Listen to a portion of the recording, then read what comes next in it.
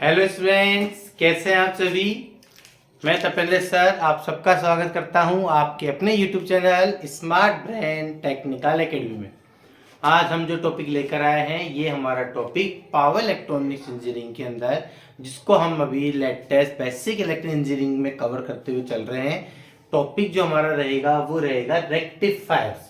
Rectifier क्या है? Rectifier हमारा एक पावरफुल कन्वर्टर होता है भैया, जो क्या करता है, एसी सप्लाई को डीसी सप्लाई में कन्वर्ट करता है।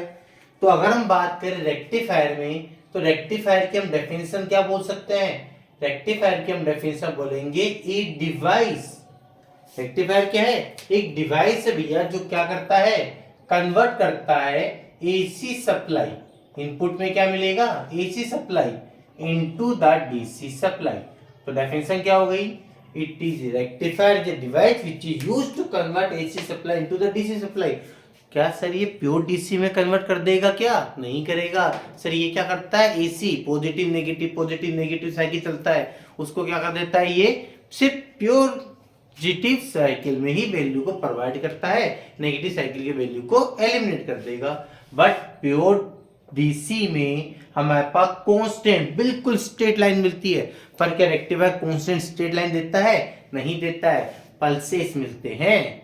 मिलते कौन से में है? पॉजिटिव में। पर पल्सेस मिलते हैं। उन पल्सेस के कारण इसको हम बोलते हैं कि भैया ये जो है ये हमारा पल्सेटिंग डीसी में कन्वर्ट करता है, प्योर डीसी में कन्वर्ट नहीं करता है। तो सर इन पल्सेस को रिमूव करने के लिए हम यूज में लेते हैं फिल्टर। बट फिल्टर देखा जाए तो अपना एक लास्ट टॉपिक है जो हम आगे फर्दर स्टडी करेंगे, और बेसिक इलेक्ट्रिकल इंजीनियरिंग में फिल्टर हमारे सिलेबस में नहीं है। अब बात आती है सर रेक्टिफायर है कितने टाइप की। ध्यान रखिएगा, रेक्टिफायर हमारे पास सिंगल फेज की बात हो रही है, थ्री फेज की बात नहीं कर रहे हैं अभी हम।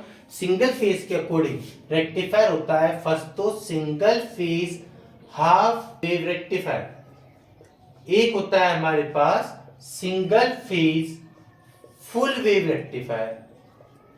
अब बात आती है sir single phase half wave, single phase full wave में।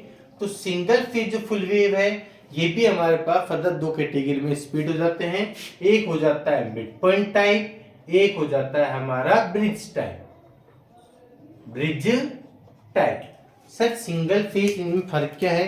ध्यान रखिएगा, मेन चीज है हाफ वेव रेक्टिफायर में we use one diode, mid point type we use the two diode and in the bridge type we use the four diode। But सबसे ज्यादा costly कौन सा होता है हमारा? Mid point type. क्यों होता है? यहाँ पे एक इंपॉर्टेंट पॉइंट है जो आपको ध्यान रखना है। In the mid point type, mid point मतलब क्या है? मिड पॉइंट सेकेंडरी साइड में ट्रांसफार्मर की मिड पॉइंट होगा, मतलब एक स्पेशल पर्पस ट्रांसफार्मर हम यहाँ पे यूज में लेते हैं, जिसकी सेकेंडरी साइड पर क्या होती है? सेंटर टैपिंग होती है। सेकेंडरी टाइम पर हमारी सेंटर टैपिंग होती है। उस ट्रांसफार्मर को अपन यहाँ पे यूज में लेते हैं मिड पॉइंट टाइप रेक्टिफायर में। अब हमारा टारगेट क्या है सर? ये एक्सप्लेन करना है कि नहीं है। हमारा आज का टारगेट है कि हमें at least single phase half wave rectifier को डिटेल में पढ़कर अपने कंसेप्ट को स्ट्रॉन्ग करें। तो चलिए अब स्टार्ट करते हैं single phase half wave rectifier को स्टार्ट। आइए अब स्टार्ट करते हैं हमारा फर्स्ट टॉपिक रेक्टिफायर का, single phase half wave rectifier क्यों। अब भी बताया single phase half wave rectifier कौन सा रेक्टिफायर है? जिसके अंदर हम एक सिंगल डायोड को यूज में लेते हैं। तो इसका सर्किट डायग्राम कैसा होगा? इधर देखिए, स्टार्टिंग लैंग्वेज क्या होगी वो आप साथ के साथ नोट डाउन कर सकते हैं कि in the single phase half wave rectifier, in single phase half wave rectifier we use a single diode and a resistive load as shown in the network। as shown in the network ये हमारा क्या है? Resistive load है। ये हमारा क्या है? यहाँ पर डायोड है। ये हमारा एक ट्रांसफार्मर है। इस ट्रांसफार्मर की स्टार्टिंग में हमने क्या दे रखा है? इनपुट वोल्टेज हमने प्रोवाइड कर रखा है। ये क्या बन गया हमारा? सर्किट डायग्राम किसका? Single phase half wave rectifier का सर्किट डायग्राम हमारा तैयार हो चुका है। ये हमारा क्या दिख रहा है यहाँ पर? सर लोड है RL। इसके अक्रॉस क्या फाइंड करना है हमें? आउटपुट वोल्टेज की वैल्यू को कैलकुलेट करना है। ये एक्चुअल सर्किट डायग्राम बन गया। अब हमारा टारगेट क्या है? इसकी प्रॉपर वर्किंग को एक्सप्लेन करते हुए आउटपुट जो वेवफॉर्म होती है इसको ऑब्टेन करना।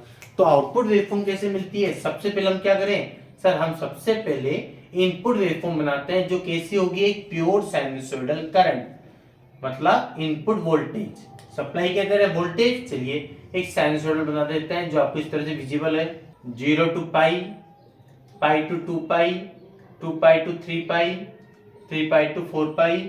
मैक्सिमम वैल्यू हो गई इसकी Vm, नेगेटिव साइकिल में मैक्सिमम वैल्यू हो गई इसकी माइनस का Vm।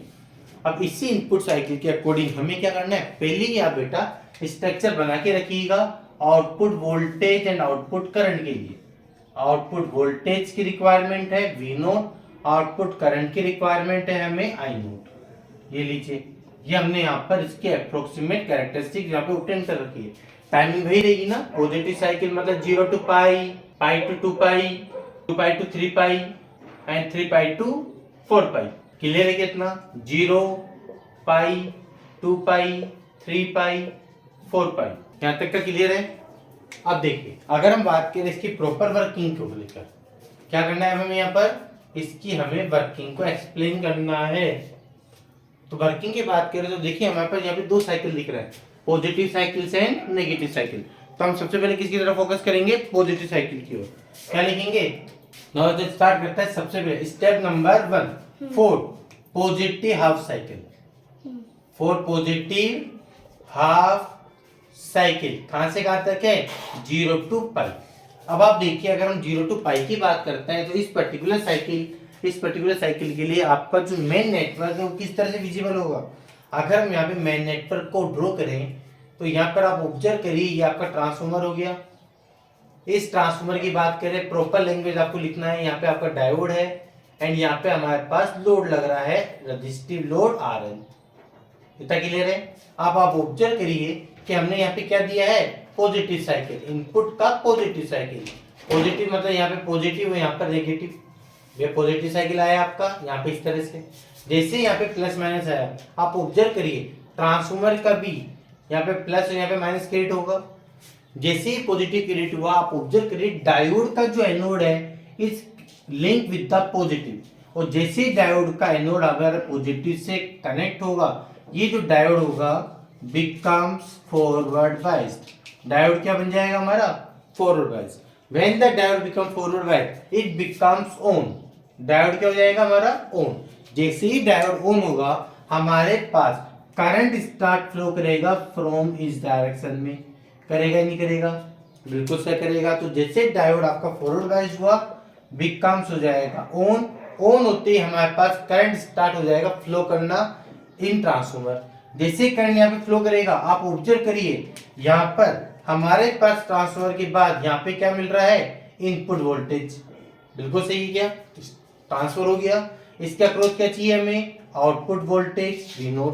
जैसे अगर हम यहाँ पे इसको फ्लो कराना स्टार्ट करें ट्रांसफॉर्मर के अंदर, तो आप ऑब्जर्व करिए क्लोज पाथ क्रिएट है बाय किरचॉफ वोल्टेज लॉ। अगर हम यहाँ पे अप्लाई करते हैं तो क्या मिलेगा, V इनपुट। ये तो हो गया ऑन। ऑन मतलब शॉर्ट सर्किट।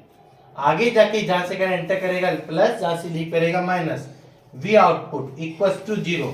आउटपुट वोल्टेज किसके इक्वल मिलेगा, इनपुट वोल्टेज, जो कितना है Vm sin t। मीन्स हमारे पास आउटपुट वोल्टेज बिल्कुल similar to the input voltage obtained होगा, जो हम यहाँ पर शो कर सकते हैं इन द पॉजिटिव साइकिल। यहाँ तक का क्लियर है क्या, वोल्टेज ऑब्टेन्ड हो गया। अब बात आती है सर लोड कैसे लगाया हमने, रजिस्टर। रजिस्टर के केस में अगर हम करंट की बात करें I, तो क्या होता है वो V अपॉन I। मतलब आउटपुट करंट की वैल्यू क्या होगी, V0 अपॉन R। V0 कितना है, Vm sin t upon R। तो हमारे पास यहाँ पे I0 क्या हो जाएगा sir, Vm upon R Im sin t। ये आ गया हमारे पास करंट की वैल्यू। अगर करंट हमारा Im sin t है, मतलब करंट भी साइनसोइडल ही हुआ, तो इस केस में भी हमारे पास जो करंट मिलेगा वो हमें साइनसोइडली तो ऑब्टेन्ड होगा, बिल्कुल लाइक दिस। इस केस में भी इसका मैक्सिमम वैल्यू कितनी है हमारे पास, Vm। बिल्कुल सही है, बट करंट की मैक्सिमम वैल्यू कितनी है यहाँ पर, Im। और Im की वैल्यू कितनी है, Vm अपॉन R। बोलिए यहाँ तक क्लियर है क्या पॉजिटिव साइकिल के लिए। अब अगर हमारे पास यदि पॉजिटिव साइकिल की वर्किंग कंप्लीट है तो हम कहाँ मूव करेंगे अब, फॉर द नेगेटिव साइकिल्स की ओर। तो देखिए अब आप फोकस करते हैं अपन for the negative cycle. Step number 2, proper आपको वर्किंग समझनी है, प्रॉपर आपको नोट डाउन करते हुए चलना है बेटा, टाइम वेस्ट नहीं करना है, प्रॉपर स्टेप बनाने हैं, जो जो मैं पॉइंट बोल रहा हूँ उसको साथ के साथ आपको नोट डाउन करते हुए चलना है। अब देखिए स्टेप नंबर 2 में हम क्या बात करेंगे, for negative cycle, for the negative cycle मतलब पाई टू 2 पाई। कहां से कहां तक की बात हो रही है, पाई से 2 पाई। अब आप देखिए इस पर्टिकुलर टाइम पीरियड पे हमारा नेटवर्क किस तरह से विजिबल है। ये हो गया हमारे पास ट्रांसफॉर्मर की सेकेंडरी साइड बना देते हैं, यहाँ पे हमारे पास लगा रखा है हमने डायोड, और इस डायोड के बाद में यहाँ लगा रखा है हमने लोड। लोड कौन सा है, रजिस्टिव लोड है। इसके अक्रॉस क्या चाहिए हमें, आउटपुट वोल्टेज की रिक्वायरमेंट है। यहाँ पे क्या कनेक्ट कर रखा है, सप्लाई वोल्टेज। ये क्या है हमारा डायोड। अब आप ऑब्जर्व करिए ये जो हमने सप्लाई दे रखी है इनपुट वोल्टेज, इसका हम दे रहे हैं नेगेटिव साइकिल, मींस या माइनस या प्लस। जैसे यहाँ पे दिया, यहाँ नेगेटिव यहाँ पॉजिटिव क्रिएट हुआ किसका, इनपुट वोल्टेज का। अब देखिए आपका जो डायोड है, ये डायोड का जो हमारा एनोड है, ये एनोड ही तो है, ये हमारा कैथोड है, कनेक्ट टू द नेगेटिव। जैसे एनोड नेगेटिव से कनेक्ट होगा डायोड बिकम्स रिवर्स बायस, और रिवर्स बायस में डायोड कैसे बिहेव करता है, लाइक ऐसे off switch, diode becomes of. Of होती ये क्या हो जाएगा हमारा ओपन, डायोड क्या हो गया अब हमारा ओपन। क्यों, क्योंकि ये ऑफ है। अब ये बताइए जैसे ये हमारा ओपन हुआ, क्या यहाँ पर करंट कभी high potential low potential flow करेगा, क्या नहीं करेगा, क्योंकि सर्किट क्या हमारा ओपन। तो अपन क्या लिखेंगे, here current does not flow, current does not flow. और जब यदि हमारा यहाँ पे कोई करंट ही फ्लो नहीं करेगा सेकेंडरी में, तो क्या बताइए हमारे पास जब इस पर्टिकुलर लोड से करंट फ्लो कर ही नहीं रहा, इसके अक्रॉस आउटपुट वोल्टेज आएगा, नहीं आएगा। तो वी नोट कितना हो गया, 0, और आई नोट की वैल्यू भी कितनी मिलेगी हमारे को यहाँ पर, 0।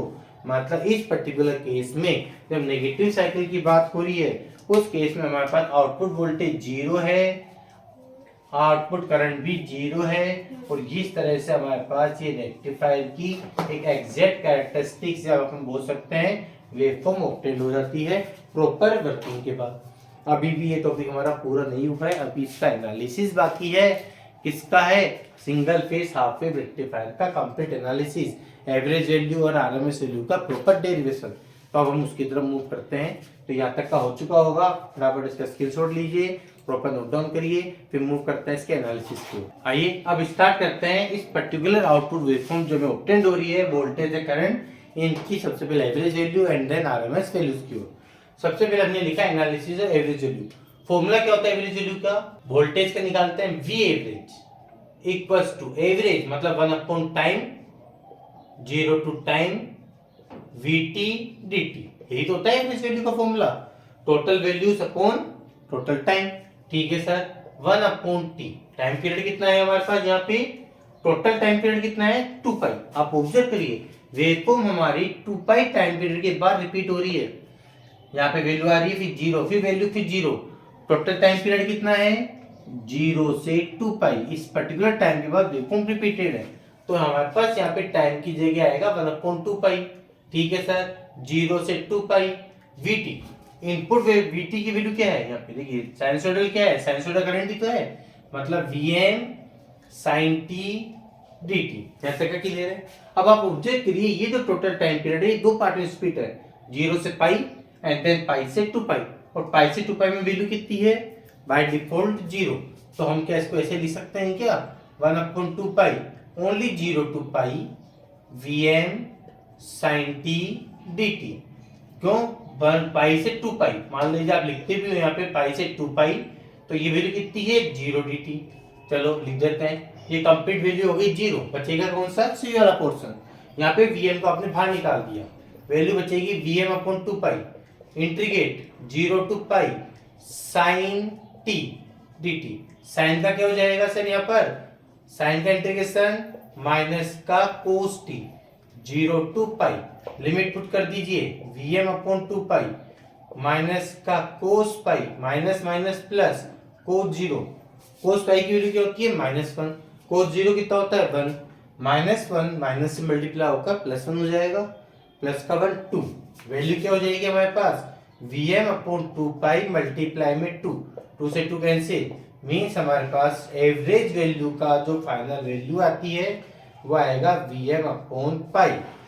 For the single phase half wave rectifier average value of output voltage is Vm upon पाई। एंड बिल्कुल similarly average value of output current भी कितना मिलेगा Im अपॉन पाई। बोलो यहाँ तक का क्लियर है क्या? ये तो हो गया हमारे पास एवरेज वैल्यूज किसकी, single phase half wave rectifier की। अब हम मूव करते हैं किसकी तरफ, आरएमएस वैल्यूज की ओर। फटाफट इसको नोट डाउन करिए, फिर अपन आगे बढ़ते हैं आरएमएस वैल्यू पे। अब स्टार्ट करते हैं आरएमएस वैल्यू। आरएमएस मतलब रूट मीन स्क्वायर वैल्यू।